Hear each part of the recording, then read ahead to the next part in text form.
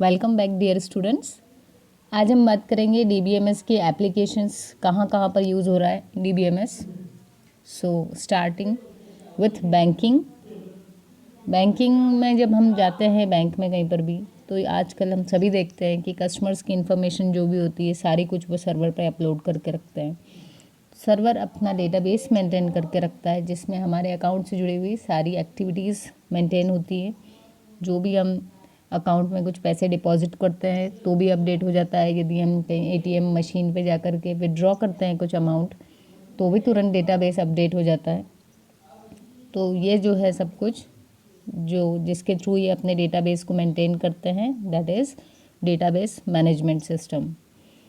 Then यदि हम airlines की बात करें तो वहाँ पर भी हम रिज़र्वेशन करने जाते हैं जब, तो उसके लिए या फिर कौन सी फ़्लाइट्स कब हैं, तो उन सब के लिए सारी इन्फॉर्मेशंस के लिए उनके पास एक डेटाबेस होता है जहाँ पर वो अपनी ये सारी इन्फॉर्मेशन सेव करके रखते हैं एंड टाइमली अपडेट भी करते हैं। यदि कभी किसी फ़्लाइट के इसमें कुछ चेंजेस हैं टाइमिंग्स में या नंबर्स में, तो वो सारी चीज़ें।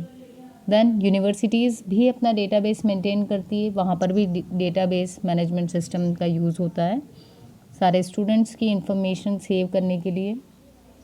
जब हम कहीं एनरोल होते हैं किसी कॉलेज में या फिर यूनिवर्सिटी में, तब से लेकर के जब तक हमारा कोर्स चलता है तब तक की सारी चीज़ें उसमें अपडेट होती जाती हैं, सारी चीज़ें स्टोर रहती हैं। हमारे स्कॉलरशिप से रिलेटेड डेटा, हमारे रिज़ल्ट्स एंड लाइब्रेरीज़, सारा सब कुछ जो भी जितना भी डिजिटलाइज्ड है उन सब के लिए एक डेटाबेस मेंटेन होता है।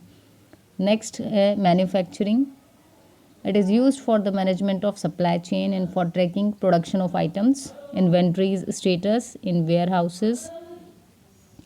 तो इसमें भी यदि हम बात करें तो जो भी मैन्युफैक्चरिंग यूनिट्स होती हैं तो वो अपना एक मेंटेन करके रखती हैं डेटाबेस इन्वेंट्री, जिसके थ्रू उनको पता चलता है कि कौन सी उनके पास प्रोडक्ट्स हैं, कौन सी आइटम्स हैं जो कितने अमाउंट में अवेलेबल हैं, वो अभी कितना सप्लाई करने के स्टेटस में हैं और आगे उनको कितना प्रोडक्शन करना है। तो वो अपना जो एनालिसिस भी करते हैं यदि प्रोडक्शन का और सप्लाई चेन का, तो उसमें भी डेटाबेस जो रहता है वो काफ़ी इम्पॉर्टेंट रोल प्ले करता है। वहीं एचआर मैनेजमेंट, इसमें भी एम्प्लॉयज़ के बारे में जो इतनी भी इंफॉर्मेशंस होती हैं, जो सैलरीज़ बनती हैं, उस सब का भी एक डेटाबेस बनता है कि किसकी डेट ऑफ ज्वाइनिंग क्या थी, देन उसका इंक्रीमेंट कब हुआ। तो टाइमली जितनी भी अपडेशंस होती हैं वो सब कुछ एक डेटाबेस में मेंटेन होता है। देन है telecommunications. It helps to keep call records, monthly bills, maintaining balances etcetera. जो मोबाइल्स फ़ोन्स वगैरह हम यूज़ करते हैं तो जो भी कंपनी हो वो अपना एक डेटाबेस मेंटेन करती है। यदि हम डेटा की बात कर लें तो आपको जो 1.5 GB डेटा मिलता है पर डे, तो उसका भी डेटाबेस मेंटेन होता है कि आपने कब कितना डेटा यूज़ कर लिया है, तो वो भी अपडेट होता रहता है। टाइमली आपको मैसेज आ जाता है दैट यू हैव यूज 50% और 90% और 100% डेटा। तो ये चीज़ें भी मिलती हैं। तो ये भी किसके थ्रू होता है, डीबीएमएस के थ्रू। देन कॉल रिकॉर्ड्स भी आपके मेंटेन होते हैं, मंथली बिल्स जो आपके आते हैं वो सब कुछ, बैलेंस से रिलेटेड जितनी भी इंफॉर्मेशंस रहती हैं तो ये सारी कुछ मेंटेन होती हैं एक और वेल ऑर्गेनाइज्ड फॉर्म में एक डेटाबेस के अंदर। Then finance, for storing information about stock, sales, purchases और financial instruments like stocks and bonds. जो हमारी निफ्ट और बॉम्बे स्टॉक एक्सचेंज वगैरह भी जो होते हैं वो सब, वहाँ पर भी डेटाबेस मेंटेन होता है।